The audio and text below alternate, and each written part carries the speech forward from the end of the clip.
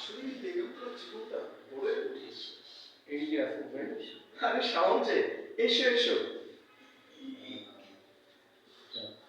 জানতে এলাম আপনার পরীক্ষা কেমন হলো। তাহলে জিজ্ঞেস কর না, জানতে গেলে তো পরীক্ষা কেমন হলো? আমি জানতাম আপনি ভালো করবেন, তাহলে জিজ্ঞেস করলে কেন? লিখে আসে। ও আচ্ছা, হ্যাঁ শোনো, পরীক্ষা খুব ভালো দিয়েছে। না না, জানতাম। না ওই যে আছে, আরে শাওন যে, এসো এসো। শোনো, শোনো, পরীক্ষা খুব ভালো দিয়েছে। আমি জানতাম আপনি ভালো করবেন। তাহলে জিজ্ঞেস করলে কেন? জানি না। কি ভাবছো শাওন? হ্যাঁ, না কিছু না। আপনার মৌখিক পরীক্ষা কবে? সেটা নির্ভর করছে আমার লিখিত পরীক্ষার ফলাফলের উপর। এবার তোমার নিজের কথা বলো, পরীক্ষা তো সামনে, প্রস্তুতি কেমন চলছে?